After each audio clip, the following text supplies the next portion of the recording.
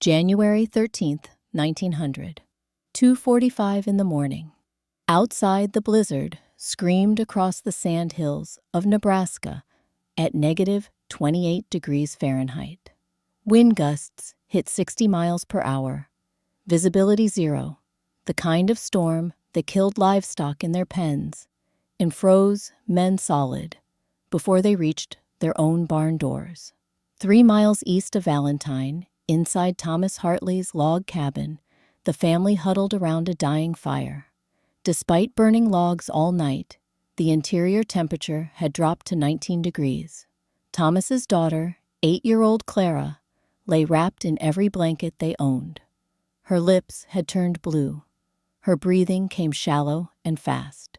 3/4 of a mile away, 14 people slept comfortably at 62 degrees Fahrenheit in a house built entirely of hay bales. The builder was a 40-year-old Norwegian widow named Ingrid Larsen. Everyone had laughed until that night. 3 months earlier, at the October town meeting, Ingrid had stood before her neighbors and announced her intention to construct a dwelling from compressed prairie grass. Thomas Hartley, who owned the largest lumber operation between Valentine and the Platte River, had smiled the way wealthy men smile at foolish ideas. "Mrs. Larsen," he'd said, his voice carrying across the crowded room, "hay bales are for feeding cattle. Lumber is for housing families." The room had erupted in laughter. Callum Morrison, a Scottish engineer who'd surveyed half the homesteads in the county, shook his head. "Structurally unsound. The first heavy snow will collapse it." Amos Clark, the town's only doctor, had frowned with what he likely believed was professional concern. "Fire hazard, one spark and the whole thing goes up." Ingrid had said nothing. She'd simply nodded, sat down, and the meeting had moved on. But on January 13th, when Thomas Hartley carried his unconscious daughter through a killing blizzard, it was Ingrid's door he pounded on.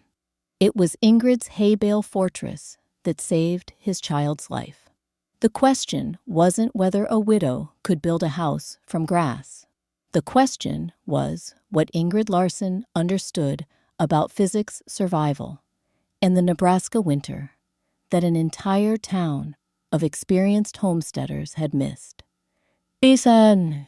Ingrid Larsen had arrived in the Sand Hills in the spring of 1897 with her husband Peter and their son Niels, then 10 years old. They'd emigrated from Trondheim, Norway, where Peter had worked as a wheelwright, and Ingrid's father had been a master carpenter for 43 years. Peter had purchased 40 acres, 20 miles southwest of Valentine, for $87. The land came with nothing but prairie grass and wind. Like most settlers, Peter built what he knew a log cabin, 14 feet by 16 feet. Cottonwood logs, chinked with clay and grass. A stone fireplace on the north wall. It took him 6 weeks and cost $42 in materials. The winter of 1897 arrived early. By December, temperatures regularly dropped below zero. Peter kept the fire burning day and night. It didn't matter. At negative 15 degrees outside the cabin's interior, never rose above 25 degrees Fahrenheit. The cottonwood logs contracted in the cold. The chinking cracked. Wind came through gaps you could slide a knife blade into. Peter developed what Amos Clark diagnosed as lung fever. On January 8th, 1898, while the fire burned and Ingrid held his hand, Peter Larsen died. The interior temperature of the cabin that morning was 23 degrees. Ingrid swore 2 things that day. First, her son would never sleep cold again. Second, no one else would die in a house she could have prevented. For 18 months, Ingrid worked as a seamstress in Valentine. She mended shirts, altered dresses, sewed curtains for the new hotel. She saved every penny. By the summer of 1899, she had $87, not enough to build a proper log cabin. Lumber prices had risen. Thomas Hartley's newest homes cost upward of $280. But Ingrid had something Thomas Hartley didn't have. She had a father who taught her that the best building material was often the one everyone else ignored. She had childhood memories of her grandfather's farm outside Trondheim, where barns built from rye straw had stood for 100 years. She had 18 months of silence to think about hollow grass stems, dead air space, and the simple physics of heat retention. And she had a neighbor named Ole Bjornson. Ole was 68 years old, a Norwegian immigrant who'd homesteaded in the Sand Hills in 1883. He'd retired from active farming, but still kept a small plot and a meticulous vegetable garden. More importantly, Ole remembered the old country.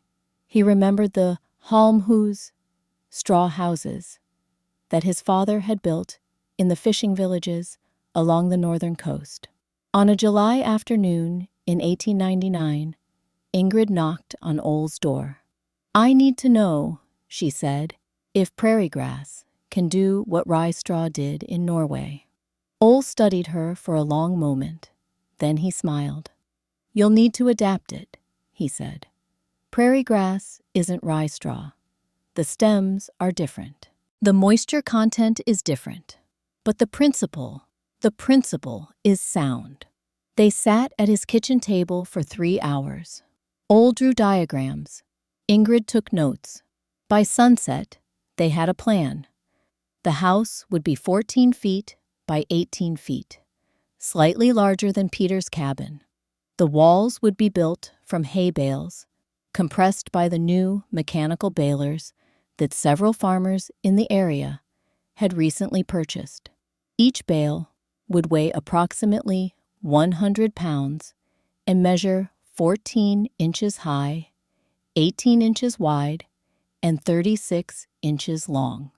The walls would be 2 bales thick, 24 inches of compressed prairie grass. The foundation would be native stone, 18 inches high, to keep the bales off the damp ground. The roof would be conventional, salvaged timber and cedar shingles, but it would require far fewer support beams than a log structure, because the bale walls themselves would bear much of the load. The exterior would be plastered with local clay mixed with chopped straw, 3/4 of an inch thick, 2 coats. The plaster would seal the bales against wind and moisture and add thermal mass to store heat. Total projected cost, $47. The difference between what Ingrid had saved and what the house would cost, $40. Exactly enough left over for winter supplies. Niels, now 12 years old, had one question. "Mama, will it work?" Ingrid looked at her son.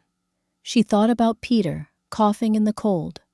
She thought about her father's steady hands cutting joints in Norwegian pine. She thought about hollow grass stems and the way dead air refused to conduct heat. "Yes," she said, "it will work." On October 10, 1899, Ingrid filed her building plan with the county clerk. The clerk, a thin man named Howard, who wore spectacles on a chain, read the description twice.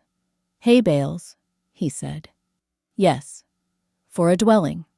"Yes." Howard removed his spectacles. "Mrs. Larson, I'm required to record this, but I feel obligated to tell you that Mr. Hartley has expressed concerns about unconventional construction methods affecting property values." "Mr. Hartley's concerns are noted," Ingrid said. "File the plan, please." Howard filed it. Within 3 days, everyone in Valentine knew. Within a week, Thomas Hartley had made his position clear. The opposition began casually. Comments at the general store, conversations after Sunday service. Thomas Hartley didn't rage. He didn't need to. He simply expressed reasonable doubts in reasonable tones.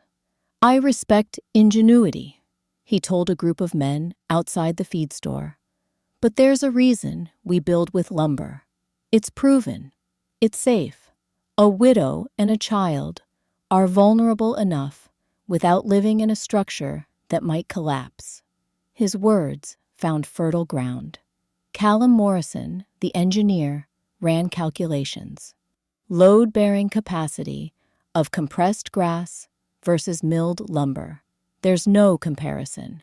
The first snow accumulation of any significance will compromise the roof supports. Amos Clark spoke from medical authority. "Hay is tinder. One errant spark from a fireplace, and that entire structure becomes an inferno. I've treated burns. I don't want to treat a child's burns because we allowed this." Even some of the women expressed concern, though their worry came from a different place. "She's alone," Mrs. Peterson told her husband. "If something goes wrong, she has no one to fix it." Peter would have known better. The concerns weren't cruel. They were in their way protective. The frontier was hard enough. Why make it harder with experiments? But underneath the concern ran something else: economics. Thomas Hartley had invested heavily in his lumber operation. He'd secured contracts to supply timber from the Platte River. He'd built a drying shed, hired teamsters, established relationships with every homesteader within 50 miles. If hay bales worked, actually worked, not just survived, but thrived. His business model faced a serious problem. Prairie grass was free. Hay balers were rental equipment. The differential between $47 and $280 was the difference between settlers building for themselves and settlers buying from Thomas Hartley. He never said this aloud. He didn't have to. The economics spoke for themselves. On October 14th, the night before Ingrid planned to begin construction, Thomas Hartley paid her a visit. He arrived at sunset, riding a good horse, wearing a wool coat that probably cost more than Ingrid's entire savings. He dismounted politely, knocked politely, and spoke with absolute politeness. "Mrs. Larson, I've come to make an offer." Ingrid stood in the doorway. Niels watched from inside. "I'll sell you lumber at cost," Thomas said. "No markup. 40% below normal pricing. You can build a proper cabin for $160. I'll extend credit, $5 a month, manageable payments." "I have $87, Ingrid said. "Then you'll finish in under 3 years. Better than risking your life and your son's life on untested construction." The wind moved through the grass. The sun touched the horizon. "Mr. Hartley," Ingrid said, "I appreciate the offer. But I'm starting tomorrow." Thomas's jaw tightened. "You're making a mistake. Perhaps. When it fails, if it fails," Ingrid interrupted, "it's my failure, my risk, my responsibility." Thomas stared at her. Then he mounted his horse. "I hope you're right," he said. "I truly do. But hope doesn't keep children warm." He rode away. Inside, Niels looked up at his mother. "What if he's right, Mama? What if it doesn't work?" Ingrid closed the door. She lit the lamp. Outside, the temperature was already dropping toward 40 degrees. In 6 weeks, it would drop toward 0. "Your grandfather taught me something," she said. "He taught me that most men build what they've seen before. They replicate. That's not wrong. But it's not the only way. What if we freeze? We won't freeze." "How do you know?" Ingrid sat down across from her son. She spoke carefully, the way her father had spoken to her when she was 12, and learning to cut compound miters. "Niels, do you know why goose down keeps you warm? It's soft. It traps air. Thousands of tiny air pockets. Air is a terrible conductor of heat. When air can't move, it can't carry warmth away from your body. That's why down works. That's why wool works. That's why snow insulates an ice house. She pulled a single stem of dried prairie grass from her apron pocket. She held it up to the lamplight. Look at this. What do you see? Grass. Look closer. Niels examined it. The stem was hollow. It's empty inside. Exactly. Every stem of prairie grass is a hollow tube. When we compress thousands of these stems into a bale, we create millions of tiny air chambers. The plaster seals the outside. The air can't move. Heat can't escape. We're not building a house from grass, Niels. We're building a house from trapped air. Niels turned the stem in his fingers. Will the town believe that? The town doesn't need to believe. Physics doesn't require belief. It just works. That night, Ingrid lay awake in the cold cabin she'd shared with Peter. The fire had died to coals. The temperature inside had dropped to 38 degrees. Outside, the autumn wind carried the first whisper of winter. She thought about her father's hands. She thought about Ole's diagrams. She thought about hollow stems and dead air, and the simple, elegant fact that the best insulation in nature was nothing more than stillness. She thought about Thomas Hartley's reasonable concerns and Callum Morrison's engineering calculations and Amos Clark's warnings about fire. And she thought about Peter dying in a house that couldn't hold warmth. Tomorrow she would start digging the foundation. Tomorrow, the real work would begin. Tomorrow she would prove that observation mattered more than assumption, that measurement mattered more than tradition, and that a widow with $87 and a clear understanding of physics could build something that would outlast the skepticism of men who'd never stopped to wonder why a hollow stem of grass stayed dry inside, even when the prairie was soaked with rain. The wind rattled the cabin's loose chinking. Ingrid closed her eyes. She'd need her strength for what was coming. October 15th, 1899. Dawn came cold and clear, 42 degrees at sunrise. Ingrid had breakfast ready before first light, oatmeal black coffee, 2 hard-boiled eggs each. Niels ate without speaking. He understood that today required focus. Ole Bjornson arrived at 6:30, driving a small wagon loaded with tools, a surveyor's level, stakes and string, 3 shovels, 1 for each of them, a sledgehammer, a heavy iron bar for breaking hardpan. They didn't waste time on pleasantries. The first task was simple: mark the footprint, 14 feet by 18 feet, oriented with the long axis running east-west to minimize the northern wall's exposure to winter wind. Corners staked with absolute precision. Ole handled the surveyor's level, while Ingrid drove the stakes.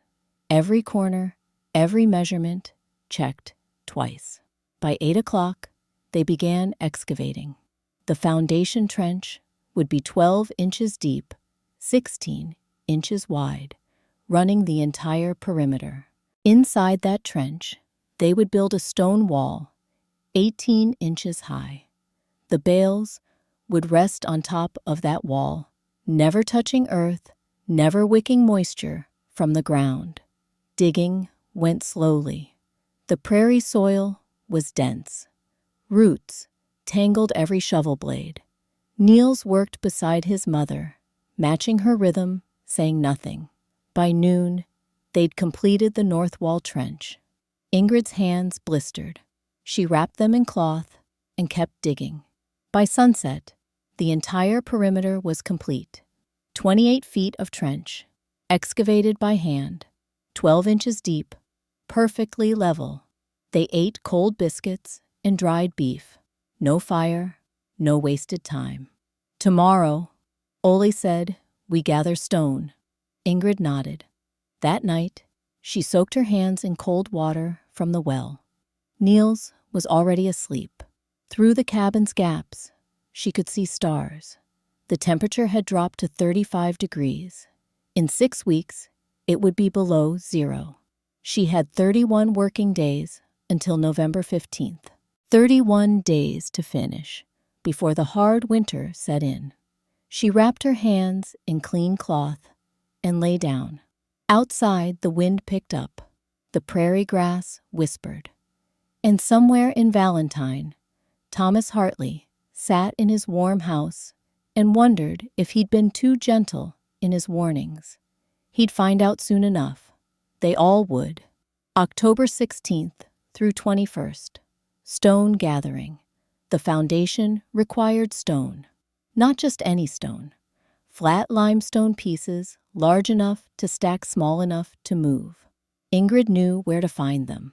2 miles north, a creek had cut through limestone bedrock for 10,000 years, leaving broken slabs scattered along both banks. They made 4 trips. Ole drove the wagon. Ingrid and Niels selected stones, testing each one for weight and shape. They needed pieces that would stack tight, minimize gaps, create a solid platform. Each trip took 3 hours. Load the wagon, drive back, unload, stack by size. Repeat. By October 21st, they had enough, approximately 2 tons of limestone, in varying sizes, from 10 pounds to 40 pounds each. The actual construction began on October 22nd.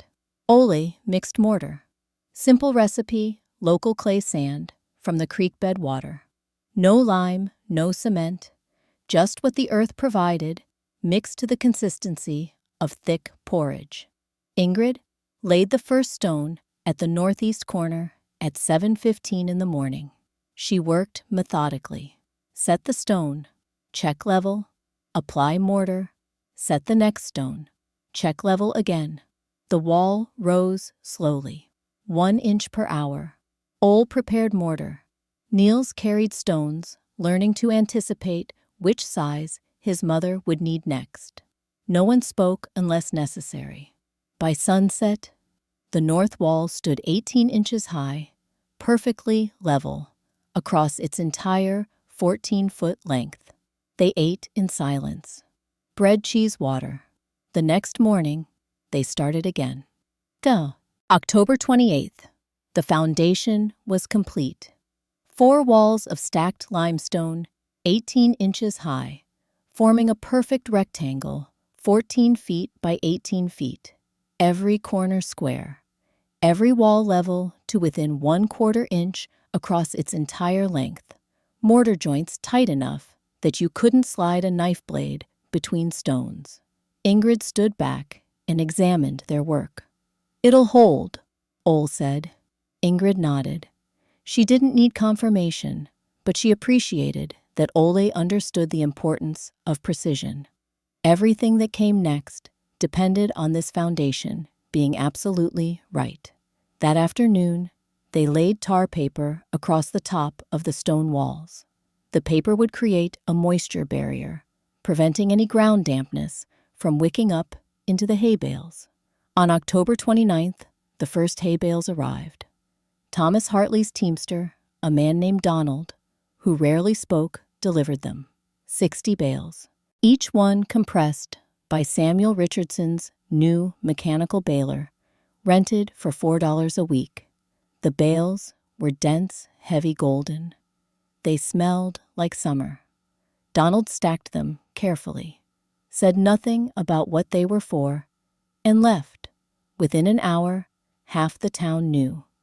By that evening, Callum Morrison had ridden out to watch.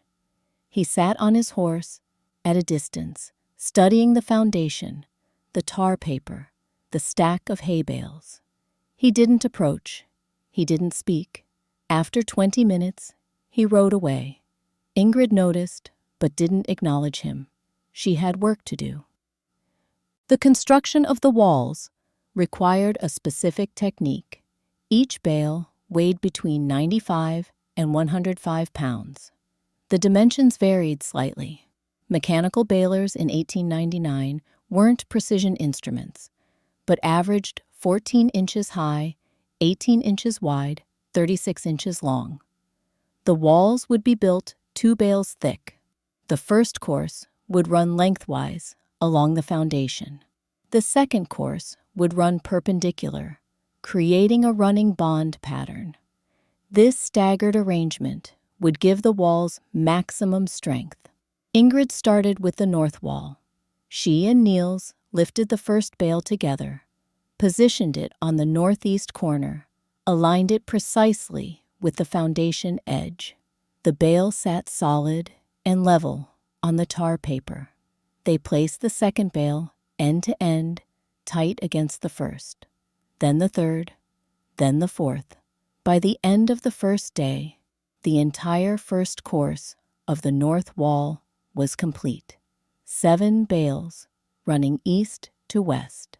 Behind them, 7 more bales running parallel. 14 bales total, 24 inches thick. The wall stood 14 inches high.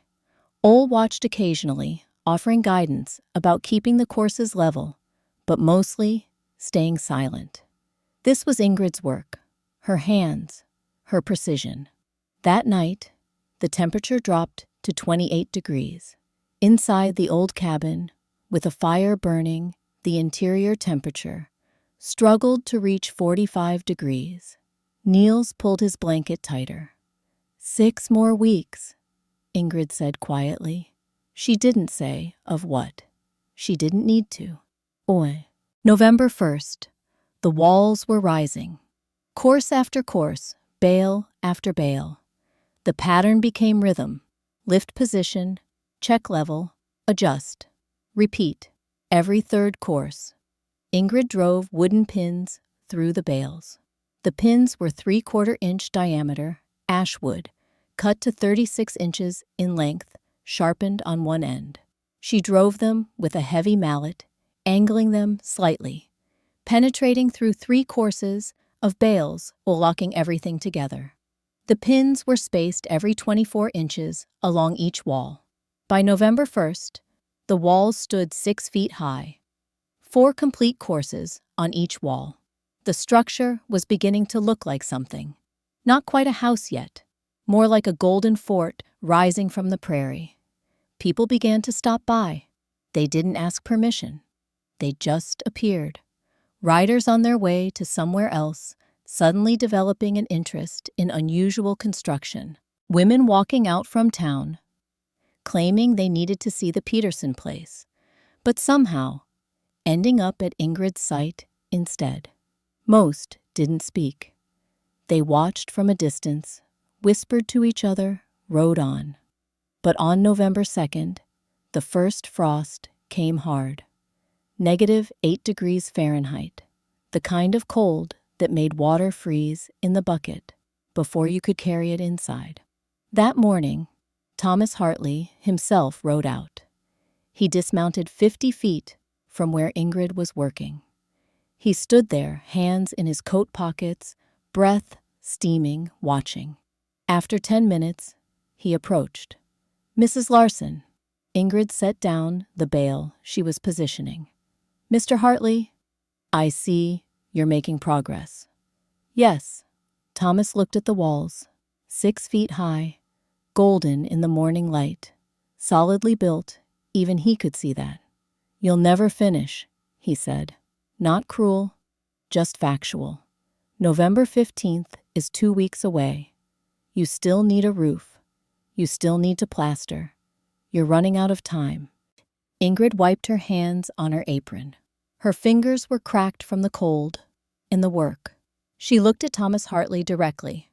"Mr. Hartley, I'll finish November 19th. The roof will take 1 week. Plastering will take 1 week. I've calculated the labor hours. I know exactly where I am." Thomas frowned. "You've calculated?" "Yes, I've calculated 347 hours of work total. I'm at hour 192. I'm on schedule." For a moment, Thomas said nothing. He looked at this 40-year-old widow with cracked hands and steady eyes, and something shifted in his expression. "I hope you're right," he said quietly. Then he mounted his horse and rode away. Ola, who'd been loading more bales, walked over. "He's worried," Ole said. "About me. About what it means if you succeed." Ingrid picked up her mallet. "Then he should worry, Ette." The window frames went in on November 3rd. Ingrid had built them herself in September before announcing her plans. Simple frames, 24 inches wide, 36 inches tall. Solid pine, carefully joined corners. She'd measured them to fit precisely into the bale walls, accounting for the width of 2 bales. Installing them required precision. The bales had to be notched, carved away to create a rectangular opening where the frame would sit. Ingrid used a sharp knife, cutting through the compressed grass, slowly removing material until the frame fit perfectly. 2 windows on the south wall for winter sun, 1 window on the east wall for morning light, none on the north wall where winter wind would hit hardest. By evening, all 3 windows were installed.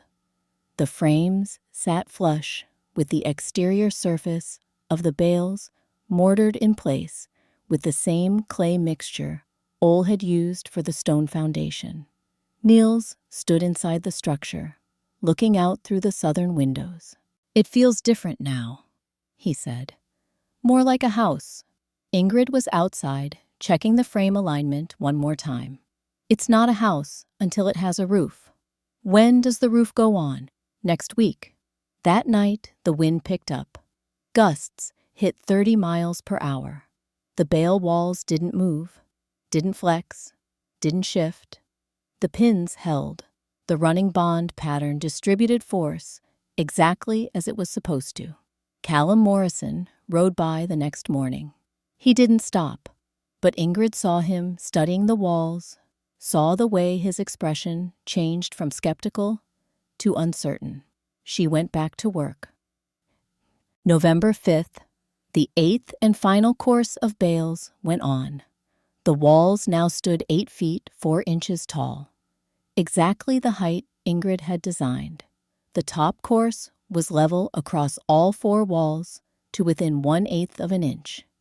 She'd used 187 wooden pins, total driven through the bales, at precise intervals, locking the entire structure into a single, solid unit. Now came the roof. Ole had salvaged the timber over the previous month. 6 main beams, each roughly 6 inches in diameter, 8 feet long. Cottonwood seasoned straight. Not perfect lumber, but sufficient. The advantage of the hay bale design became apparent immediately. In a conventional log cabin, the roof required extensive structural support, at least 20 beams to span the distance and bear the weight of snow. The walls alone couldn't carry the load, but hay bale walls were different. Compressed grass, locked together, distributed weight across the entire top surface. The walls themselves could bear the roof load. Ingrid needed only 6 beams. She and Ole lifted the first beam into place on November 6th. It ran east to west across the top of the north and south walls, resting directly on the compressed bales. They positioned it carefully, centered level. Then the second beam, parallel to the first, spaced 3 feet away. By November 8th, all 6 beams were in place. The framework was complete. Cedar shingles came next. Ingrid had purchased them in September. $12 worth, the single largest expense, besides the baler rental. She'd bought extra, knowing she couldn't afford mistakes. The shingles went on in overlapping rows, starting at the bottom edge of the roof and working upward. Each shingle overlapped the one below it by 2 inches. Each row was nailed to the beams with hand-forged nails. The roof pitch was 6 to 12, a 6-inch rise for every 12 inches of horizontal distance, steep enough to shed snow, not so steep that installation became dangerous. Ingrid worked from a ladder, Niels handed up shingles, Ole checked the overlap and alignment. On November 8th, the first snow came. Not much, just 2 inches. But it accumulated on the partially completed roof, and the town held its breath. Would the structure hold? The next morning, the sun came out. The snow began to melt. Water ran down the completed portion of the shingled roof exactly as it was supposed to. The uncompleted section dried quickly in the wind. The walls hadn't flexed. The beams hadn't sagged. The structure stood solid. By November 11th, the roof was complete. Every shingle in place, every nail driven, the structure was weather-tight. Ingrid stood back and looked at what she'd built. A house. Not yet finished, but unmistakably a house. 4 walls of compressed prairie grass, 2 feet thick. A solid roof, 3 windows. A door frame waiting for its door. Ole walked around the perimeter one more time, checking everything with the critical eye of a man who'd built structures for 50 years. "It's good work, Ingrid." She nodded. Good wasn't the goal. Functional was the goal. Survival was the goal. But she'd take good. Das. November 12th. Plastering began. The plaster mixture was simple, but required precision. Local clay dug from a deposit 300 yards west of the building site. Chopped straw, cut to 1-inch lengths. Water. The ratio was critical: 3 parts clay to 1 part straw to 1 part water. Ole mixed the first batch in a large wooden trough, kneading it with his hands until the consistency was right. Not too wet, not too dry. Thick enough to stick to vertical surfaces, smooth enough to spread evenly. Ingrid applied it with a wooden trowel, working from the bottom of the wall upward. The first coat would be 3/4 of an inch thick, covering every exposed surface of the hay bales. The purpose was threefold. First, seal the bales against wind. Even compressed grass had tiny gaps. The plaster filled them, creating an airtight barrier. Second, protect the grass from moisture. Rain, snow, ice. The plaster would take the weather's abuse, keeping the bales dry underneath. Third, add thermal mass. Clay holds heat. During the day, the plaster would absorb warmth from the sun. At night, it would release that warmth slowly into the interior. Ingrid worked systematically, bottom to top, left to right. The plaster went on smooth. She'd learned the technique from her father, who'd plastered the interior walls of dozens of houses in Trondheim. By sunset, the entire north wall had its first coat. The plaster needed to cure, 5 days minimum before the second coat could be applied.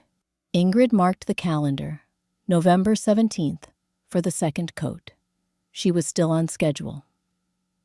November 13th through 8th, waiting. The plaster cured. Ingrid used the time to build the door, another task she'd handle herself. Solid pine planks, tongue and groove joints, heavy iron hinges, salvaged from an abandoned homestead 6 miles south. Niels helped learning how to plane wood, how to check for square, how to mount hinges so the door would swing true. In town, the talk continued. Sarah Hartley mentioned to Mrs. Peterson that she'd ridden past Ingrid's place, and the structure looked surprisingly solid. Mrs. Peterson mentioned to Amos Clark that the roof appeared to be actually quite well constructed. Amos Clark mentioned to Callum Morrison that perhaps hay bales weren't as foolish as they'd initially assumed. Callum Morrison said nothing, but he rode out to look at the structure twice more. On November 15th, The weather turned. The temperature dropped to 12 degrees Fahrenheit. A cold front, pushing down from Canada, the kind that signaled the true beginning of winter. Inside the old cabin, despite a fire burning since morning, the interior temperature never rose above 32 degrees. Water froze in the bucket. Niels's breath came out in clouds. Ingrid looked at her son and made a decision. "Tomorrow," she said, "we move into the new house. First coat is cured enough. We'll apply the second coat while living there." Niels's eyes widened. "But you said—" "I said we'd finish November 19th. We will, but we'll finish while living there, not freezing here." November 16th, move-in day. They didn't have much to move. 2 beds, a small table, 3 chairs, cooking pots, blankets, clothes, personal items that fit in a single trunk. It took 3 trips. By noon, everything was inside.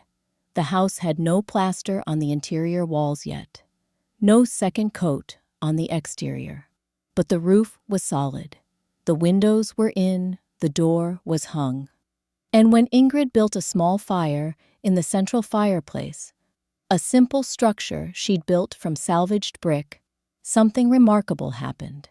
The interior temperature began to rise, slowly at first, then steadily.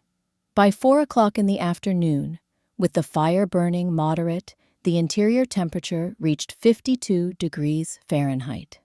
Outside, it was 12 degrees, a 40-degree differential. Ingrid sat at the table and made notes in her journal. Temperature readings, time stamps, observations. At 6 o'clock, she added 2 logs to the fire. By 8 o'clock, the interior temperature had reached 58 degrees. At 10:30, she let the fire die to coals. At 6 o'clock the next morning, November 17th, Ingrid woke and immediately checked the thermometer she'd hung on the wall. 54 degrees. The fire had been out for 7.5 hours. Outside, the temperature had dropped to 8 degrees overnight. Inside, the house had lost only 4 degrees. Niels woke up without shivering. For the first time since his father died, he'd slept warm all night. "Mama," he said quietly, "it works." Ingrid looked at her son. She thought about Peter. She thought about her father. She thought about hollow grass stems and dead air and the simple physics of heat retention. "Yes," she said, "it works." By noon on November 17th, Sarah Hartley had accidentally ridden past the house and noticed smoke coming from the chimney. By evening, the word had spread. The widow had moved in November, before the plastering was even finished. On November 18th, the second coat of plaster went on. Ingrid worked quickly, covering the exterior walls with another 3/4 of an inch of clay straw mixture. By sunset, the house was completely sealed. The final touch came on November 19th, whitewash, a mixture of lime and water applied thin over the plaster. It would protect the clay, reflect summer sun, and make the house visible in snow. At 4 o'clock on November 19th, Ingrid stepped back from the last wall. The house was finished, 35 days from first stake to final coat. Total cost, $46.80. That night, with the temperature outside dropping to 5 degrees Fahrenheit, Ingrid built a small fire, 2 logs, moderate flame. By 9 o'clock, the interior temperature was 62 degrees. She let the fire go out at 10 o'clock. At 6 the next morning, the interior temperature was still 58 degrees. Niels played on the floor in his shirt sleeves. And 3/4 of a mile away, in Thomas Hartley's expensive log cabin, the family huddled around a roaring fire in a room that couldn't get warmer than 38 degrees. The prairie winter was just beginning. But Ingrid Larson was ready, November 20th through December. The difference became impossible to ignore. Every morning, as settlers emerged from their cabins to check livestock and haul water, they passed Ingrid's house. Smoke rose from the chimney, a thin stream, not the thick column that poured from log cabin chimneys all day and night. Through the windows, lamplight glowed, warm and steady. Sarah Hartley was the first to visit officially. She rode out on November 25th, ostensibly to borrow a canning jar. She knocked. Ingrid answered. The blast of warm air that came through the open door was like stepping into summer. Sarah stood in the doorway, her excuse about the canning jar dying on her lips.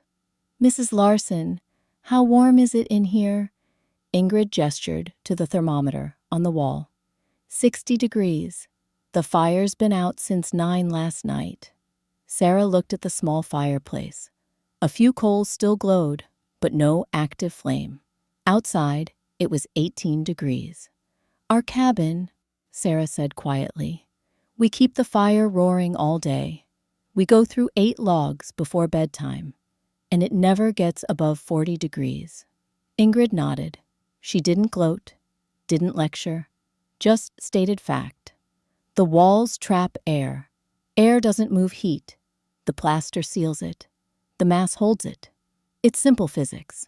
Sarah stayed for 20 minutes, standing near the fireplace, feeling warmth she hadn't felt in weeks.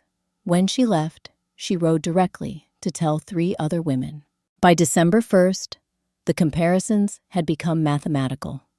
Callum Morrison, the engineer, kept detailed records of everything. He couldn't help himself.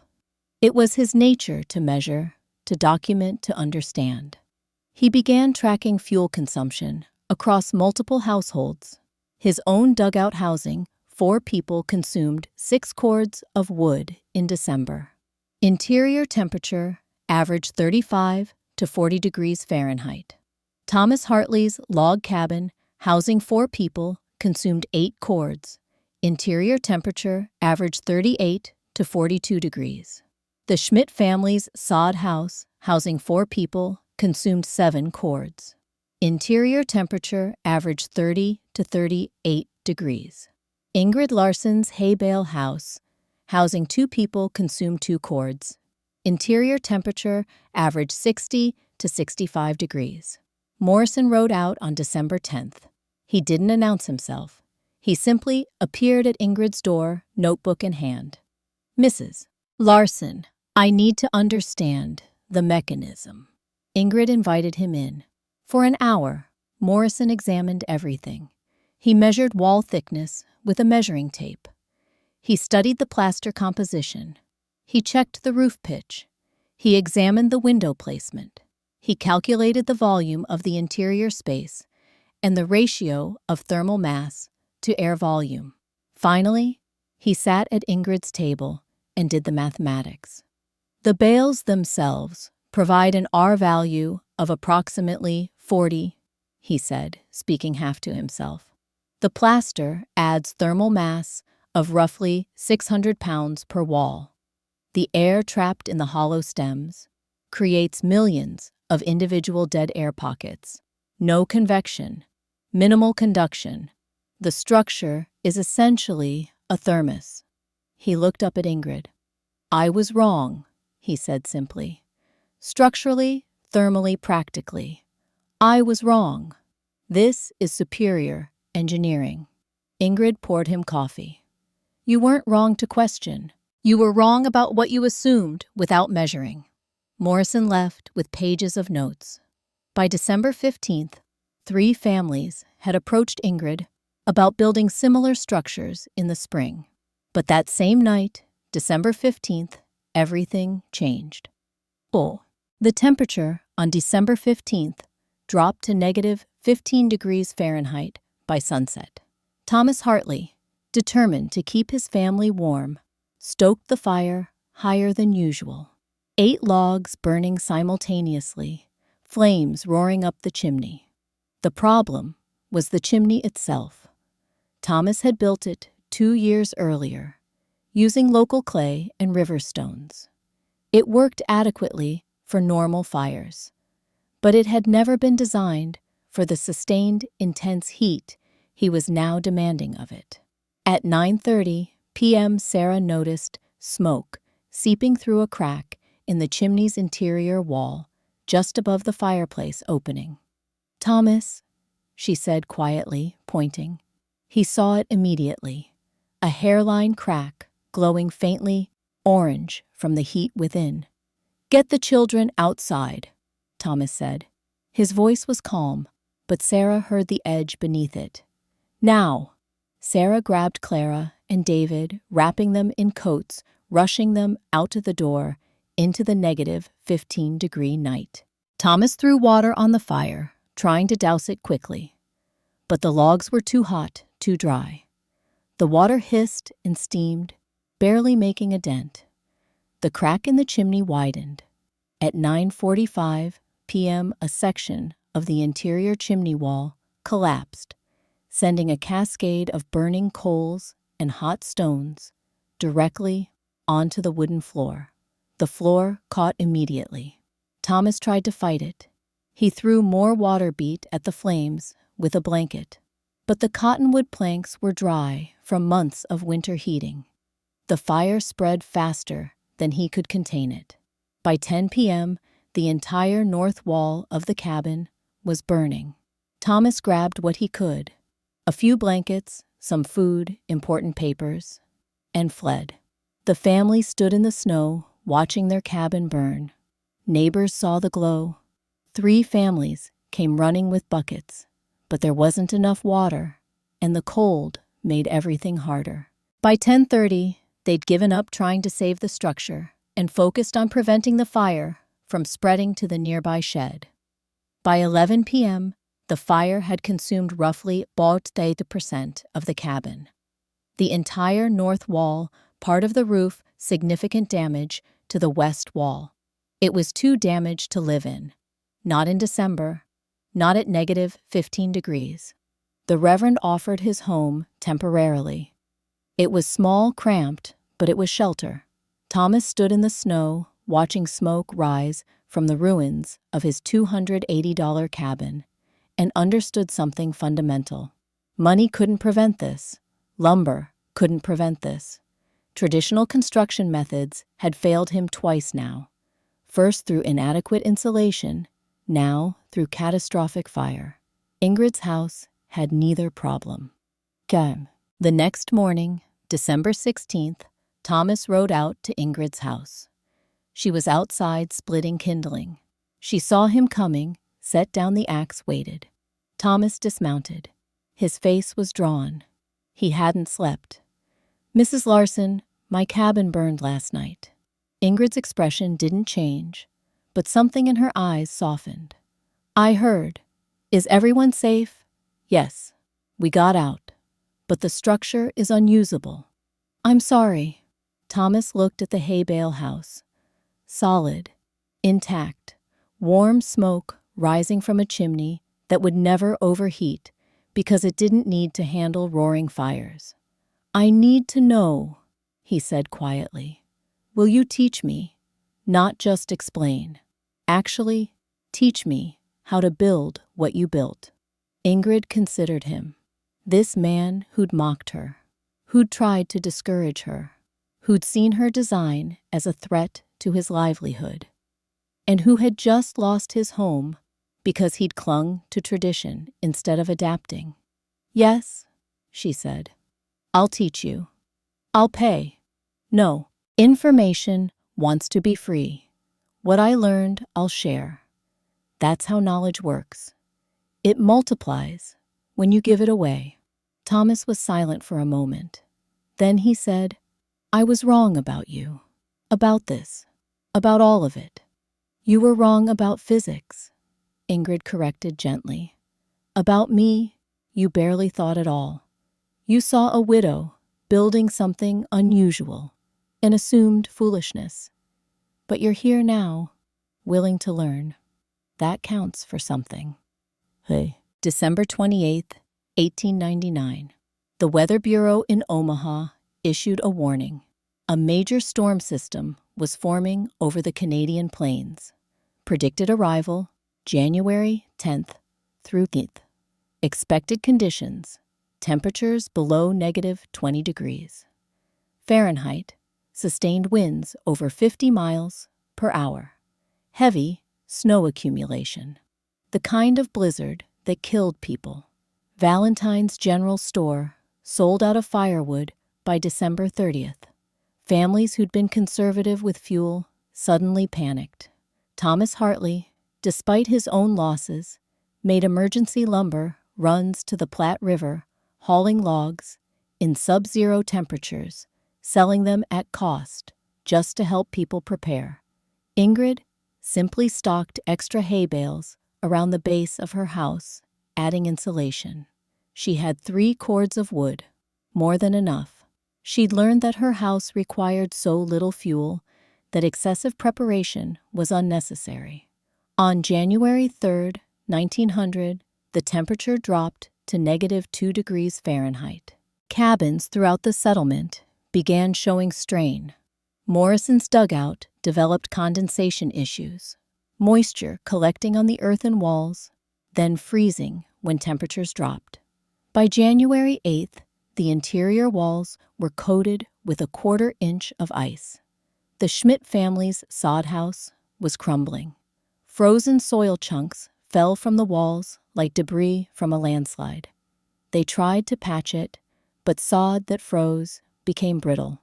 Every repair created new weak points. The Hartley family, now living with the Reverend, faced overcrowding and cold.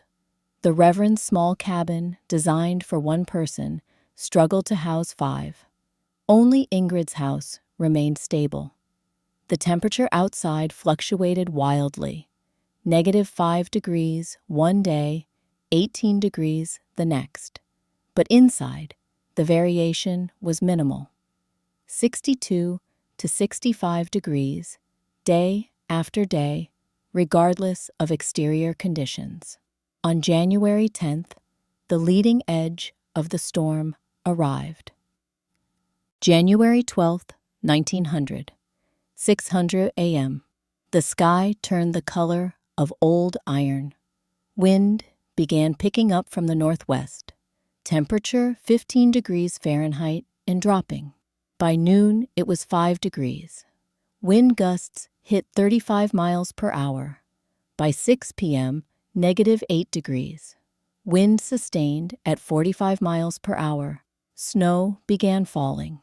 Not the gentle snow of December. Heavy, dense snow, driven horizontal by the wind. Visibility dropped to 50 feet, then 20, then nothing. In the Reverend's cramped cabin, the Hartley family huddled with their host around a struggling fire. 5 people in a space designed for 1.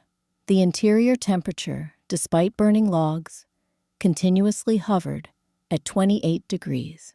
Clara, age 8, had been coughing for 2 days. The cold, the stress, the cramped conditions. It was wearing on her. By 11 p.m., despite burning logs continuously, the interior temperature had dropped to 22 degrees Fahrenheit.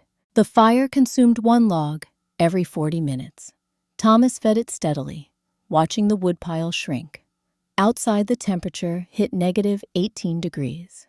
At 2:15 a.m. on January 13th, Sarah Hartley woke her husband. "Thomas, something's wrong with Clara." The girl's breathing had gone shallow and rapid. Her skin felt cold despite the blankets. When Thomas pulled back the covers, he saw that her lips had turned blue. "She's freezing," Sarah whispered. "Even here, even by the fire, she's freezing." Thomas checked the thermometer. Interior temperature 19 degrees Fahrenheit. Outside, it had dropped to -22. The fire was burning as hot as he could make it. He was out of options. At 2:30 a.m., Thomas made a decision. "Get her dressed. Everything warm she owns. We're leaving." "Leaving Thomas? We can't go out in this." "We're going to the Larson house." Sarah stared at her husband. The hay bale house he'd mocked. the structure he'd called unsafe. "It's 3/4 of a mile. If we stay here, our daughter dies. If we go, maybe we have a chance." He'd eaten every word of mockery he'd ever spoken. Pride meant nothing when your child's lips turned blue. At 2:45 a.m., Thomas Hartley stepped out into a blizzard with his wife, his son, and his dying daughter. The wind was a physical thing. It didn't just blow, it attacked, pushed, tried to knock you down. Visibility 0. Thomas couldn't see his own hand in front of his face. He carried Clara. She'd stopped shivering, which was worse than if she'd been shaking. When the body stops trying to warm itself, hypothermia has progressed to dangerous levels. Sarah held David's hand. David held his father's coat. They moved as a single unit, connected, terrified of separation. 3/4 of a mile. In daylight, in summer, a 15-minute walk. In a blizzard at -22 degrees, with 60-mile-per-hour winds, it took 40 minutes. Thomas navigated by memory and luck. He knew the direction. He knew the landmarks, though he couldn't see them. The fence post 300 yards out. The small rise halfway. The creek bed that marked the final quarter mile. He walked into the fence post face first, splitting his lip. Didn't matter. Keep moving. The rise almost killed them. Wind accelerated over elevated terrain. The gust that hit them topped 70 miles per hour. It knocked Sarah down, nearly tore David from her grip. Thomas pulled them up, kept moving. When they reached Ingrid's house, Thomas couldn't feel his hands. He pounded on the door with numb fists. The door opened. Warm air hit them like a wall. Ingrid stood there, lamp in hand, already dressed. She'd heard the storm, had known someone might need help, had stayed ready. She took one look at the family and stepped aside. Inside. Now. They stumbled in. Thomas still carried his daughter. Ingrid closed the door behind them, shutting out the screaming wind. The interior temperature was 62 degrees Fahrenheit. Sarah Hartley nearly collapsed from the sudden warmth. "My daughter," Thomas said. His voice cracked. "Please." Ingrid took the girl from his arms. Clara's skin was cold. Her breathing was shallow. Her pulse was weak and rapid. Hypothermia, advanced stage. Ingrid had never trained as a doctor, but she'd grown up in Norway. She'd seen this before. Niels, stoke the fire. Add 2 logs. Mrs. Hartley, help me remove her wet clothes. Mr. Hartley, there are blankets in the chest. Bring me 4. They moved quickly. Within minutes, Clara was wrapped in dry blankets near the fire. But Ingrid didn't put her directly against the heat. That was the mistake most people made. Trying to warm a hypothermia victim too quickly could trigger cardiac arrest. Instead, Ingrid warmed water to lukewarm temperature. She soaked cloths in it, wrung them out, placed them on the girl's core, chest, abdomen, neck. Gradual rewarming, controlled. She elevated the girl's feet slightly, improving circulation to vital organs. Then she waited. For 20 minutes, nothing changed. Clara's breathing stayed shallow. Her pulse stayed rapid. Then slowly, color began returning to her lips. Her breathing deepened. Her eyelids fluttered. At 3:45 a.m., Clara opened her eyes. "Mama!" Sarah Hartley burst into tears. Thomas Hartley, who'd mocked Ingrid's house as foolish, who'd warned that hay bales were structurally unsound, who'd tried to protect his business interests by discouraging her construction, sat on Ingrid's floor and wept. Outside, the blizzard raged at -28 degrees Fahrenheit. Inside, at 62 degrees, a child lived who would have died. They weren't the only ones. At 3:10 a.m., Callum Morrison arrived with his family.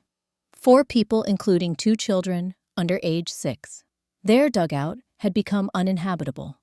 Ice-coated walls, interior temperature 15 degrees, no way to warm it.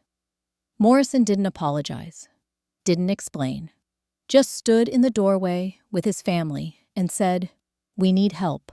Ingrid stepped aside. "Come in." At 4:20 a.m., the Schmidt family arrived. 4 people. Their sod house had partially collapsed, the entire west wall crumbling under the assault of frozen earth and wind pressure. At 5:00 a.m., Johann Wagner arrived alone, carrying his daughter Emma, age 8. The girl was conscious, but shivering violently. Their dugout had flooded with meltwater that then froze, creating a solid ice floor. Johann's wife had died the previous winter. He was raising Emma alone. At 5:30 a.m., the Peterson widow and her 2 children. Her cabin's roof had begun leaking snow, accumulating in the interior, faster than she could remove it. By 6:00 a.m., January 13, 1900, 14 people crowded into Ingrid Larsson's 14 by 18-foot house. 252 square feet, 14 people. The count was exact. Ingrid and Niels, 2. Hartley family, Thomas, Sarah, David, Clara, 4. Morrison family, Callum wife, 2 children, 4. Schmidt family, parents, 2 children, 4. Wagner family, Johann, Emma, 2. Peterson family, widow, 2 children, 3. Wait, that's 19 total. Let me recount more carefully. Per the outline requirement of exactly 14, actually correcting the 14 people sheltered, not counting Ingrid and Niels who lived there. Hartley family, 4. Morrison family, 4. Schmidt family, 3. Parents, 1 child. Wagner family, Johann, Emma. Peterson widow, 1. Just the widow, elderly, no children. Total refugees, 14, plus Ingrid and Niels.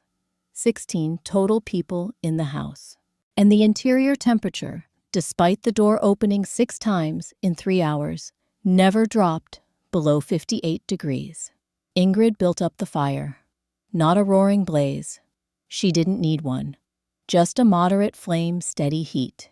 By 8:00 a.m., the interior temperature had stabilized at 64 degrees Fahrenheit. Outside, negative 28 degrees. A 92-degree differential. The families huddled together, not from cold, but from shock. Children, who'd been shivering for weeks, played on the floor in shirt sleeves. Adults who'd forgotten what warmth felt like sat in stunned silence. Thomas Hartley found Ingrid in the corner, checking her firewood supply. "How?" he asked quietly. "How is this possible?" Ingrid gestured to the walls. "The grass stems are hollow. Millions of air pockets. Dead air is the finest insulation in nature. The bales compress it, trap it, prevent any movement. The plaster seals it airtight. Heat can't escape through conduction, because grass is a poor conductor. Heat can't escape through convection, because the air is trapped and can't circulate. The only heat loss is through the windows and the minimal gaps around the door." She picked up a piece of prairie grass from a basket near the fireplace, held it up to the lamplight. "This stem weighs almost nothing, but it's stronger than you'd think. And when you compress thousands of them together, you create a structure that defies what people assume about grass." Morrison, the engineer, pulled out his notebook, started calculating. "The thermal mass of the plaster," he muttered. 600 pounds per wall. Clay has a specific heat capacity of roughly 0.2. During the day, it absorbs heat. At night, it releases it. Combined with the R40 insulation value of the bales themselves, he looked up at Ingrid. "This is the most thermally efficient structure I've ever measured, including brick buildings in Edinburgh including stone houses in Aberdeen. This is superior. Ingrid nodded. She didn't need his validation, but she appreciated that he understood. The blizzard continued for 3 days. January 13th, 14th, 15th. The wind sustained at 50 to 60 miles per hour. Temperature remained below -20 degrees. Snow accumulated in drifts that reached the eaves of most cabins. Inside Ingrid's house, life continued almost normally. The children played. The adults talked. Ingrid rationed the food she had. Not much, but enough. Sarah Hartley and Mrs. Peterson helped cook. The men took turns maintaining the fire, learning from Ingrid how little fuel was actually needed. 2 logs every 4 hours, Ingrid explained. That's all. More than that wastes wood and overheats the space. Thomas watched the fire, watched the thermometer, watched his daughter playing warm and healthy. On the second day, he asked the question he'd been avoiding. Mrs. Larson, when spring comes, will you teach me how to build this, all of it? Foundation to roof. I want to learn properly. Ingrid looked around the crowded room. 14 people who would have died without this house. I'll teach everyone who wants to learn, she said. Not just you, all of them. That's how this works. Knowledge shared saves lives. Thomas nodded slowly. After the fire, I understood. Traditional methods failed me. Pride almost killed my daughter. I won't make that mistake again. January 16th, dawn. The blizzard subsided. Wind dropped to 20 miles per hour. Temperature -15 degrees. Visibility returned. The families emerged from Ingrid's house into a transformed landscape. Snowdrifts buried fences. Cabins stood damaged roofs, collapsed or leaning. Morrison's dugout entrance was buried under 4 feet of snow. The Schmidt-Sod house was a ruin.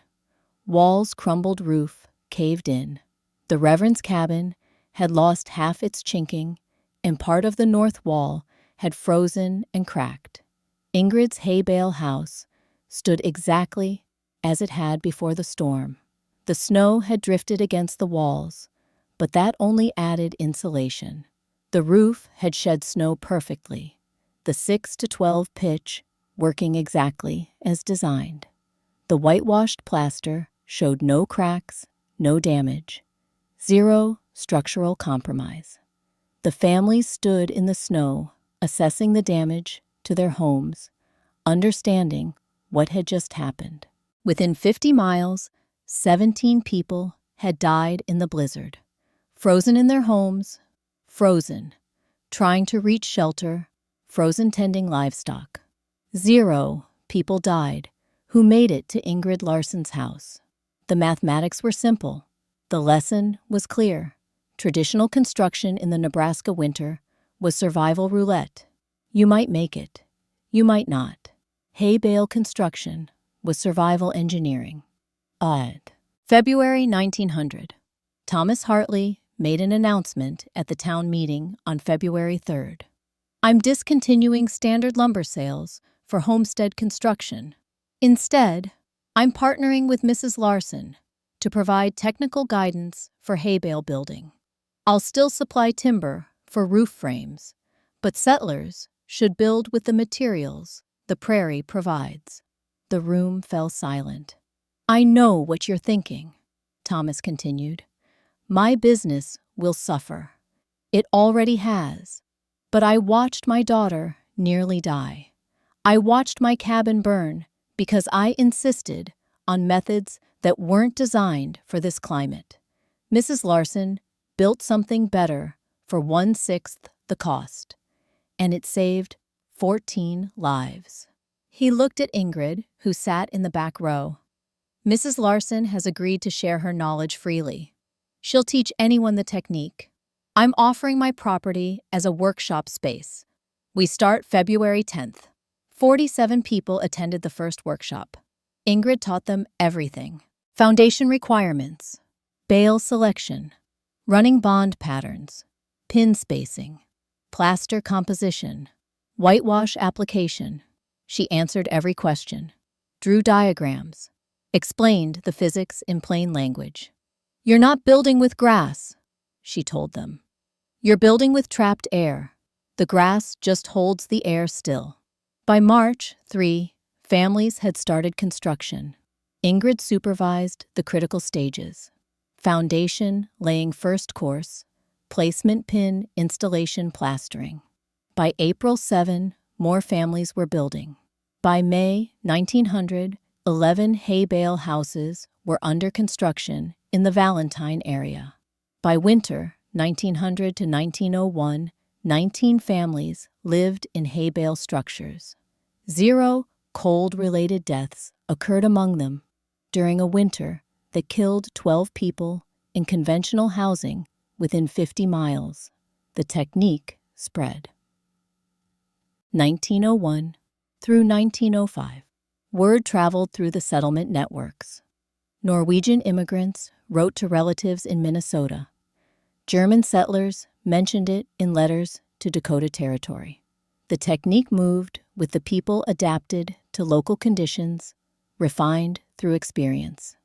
By 1905, over 100 hay bale structures existed across Nebraska, eastern Wyoming, and southern Dakota Territory.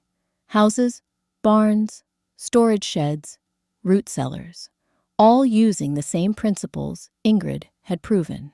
Thomas Hartley didn't go bankrupt. He adapted. He became the primary supplier of roof timber and window frames for hay bale construction. His business shifted from selling lumber for entire houses to selling the components that grass couldn't replace. He and Ingrid weren't friends exactly, but they worked together. He handled logistics. She handled technique. Between them, they helped settlers build better shelters at 1/6 the cost. Morrison documented everything. He published a technical paper in 1903, Thermal Efficiency of Compressed Grass Construction in Continental Climate Zones. It was read by agricultural engineers across 3 territories. The data was irrefutable. Hay bale construction provided superior insulation, required minimal maintenance, cost significantly less than conventional methods, and lasted decades when properly plastered. By 1910, Ingrid had personally consulted on 73 hay bale constructions. She never charged a penny. 1928, Arthur, Nebraska. The community decided to build a church. Not just any church, a permanent structure that would stand for generations. They chose hay bale construction. Ingrid Larson, now 69 years old, supervised the design. Thomas Hartley's son, David, the boy who'd been 10 during the blizzard, now 38, led the construction team.